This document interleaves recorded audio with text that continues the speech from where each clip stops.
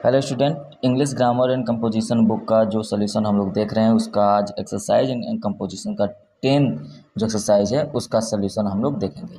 सबसे पहले देखिए यहाँ पे लिखा गया use a suitable adjective with each of the following nouns. यहाँ पर जितने भी ये नाउन दिए गए हैं जैसे यहाँ पे storm, seas, sleep, victory, advice, ये सभी नाउन दिए गए हैं और इस नाउन के अकॉर्डिंग आपको एक एडजेक्टिव यूज करके एक वर्ड बनाना है। तो उसके हिसाब से मैंने यहाँ पर सभी का सल्यूशन लिख दिया है। तो सबसे पहले यहाँ पे देखिए, समझिए, सबका मतलब भी जानते हुए चलेंगे। सबसे पहले यहाँ स्टार्म दिया हुआ है, तो स्टार्म का मतलब होता है तूफान। तो हम यहाँ पे कर सकते हैं अ फियर्सी स्टॉर्म, मतलब एक भयंकर तूफान। क्या कर सकते हैं? एक भयंकर तूफान। नेक्स्ट है आपका सीज। सीज का मतलब होता है आपका घेराबंदी।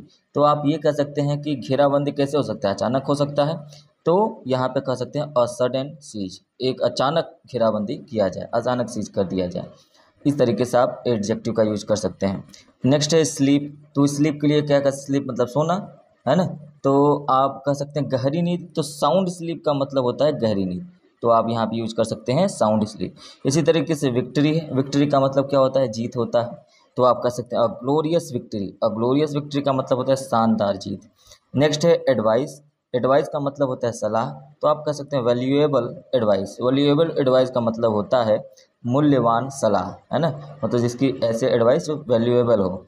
नेक्स्ट है आपका ब्लो। ब्लो का मतलब क्या होता है? झटका। तो यदि ब्लो का मतलब झटका होता है या हवा होता है, तो अ वायलेंट ब्लो का मतलब होता है कि एक बहुत ही भयानक झटका कह सकते हैं, तूफान कह सकते हैं या हवा कह सकते हैं। तो नेक्स्ट है आपका साइलेंस। साइलेंस का मतलब क्या होता है? शांति बनाना। तो आप ये कह सकते हैं डिड साइलेंट। डिड साइलेंट का मतलब होता है कंप्लीटली साइलेंस, कुछ भी आवाज़ ना आना। ठीक है। इसी तरह से हैंड्स है, तो आप स्लेंडर हैंड्स कर सकते हैं। वाटर है तो हॉट वाटर कर सकते हैं। सर्वेंट है तो रिलायबल जो सर्वेंट कर सकते हैं, मतलब एक विश्वसनीय जो नौकर है उसके लिए। फ्लावर है तो फ्लावर का ब्यूटीफुल फ्लावर हो जाएगा। सिटी है तो बिग सिटी, बड़ा सिटी हो जाएगा। आर्टिस्ट के लिए आपका क्या एडजेक्टिव यूज करेंगे? तो आप पॉपुलर कर लीजिए, अ पॉपुलर आर्टिस्ट। ठीक है। डीलर के लिए कह सकते हैं एन ऑनेस्ट डीलर, है ना? एक ईमानदार व्यापारी। डीलर का मतलब क्या? व्यापारी। उसी तरीके से वॉइस है, वॉइस का मतलब आवाज़ है। तो आर्स आवाज वॉइस, इसका मतलब है एक कठोर आवाज़, है ना?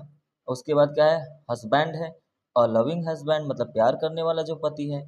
सब्जेक्ट है तो सब्जेक्ट का लॉयल सब्जेक्ट, है ना? मतलब एक लॉयल सब्जेक्ट होना चाहिए, उसके लिए आप लॉयल वर्ड का यूज कर सकते हैं।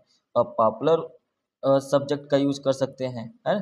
तो मतलब एक ऐसा इस नाउन के लिए, सभी के लिए आपको एक एडजेक्टिव यूज करना है।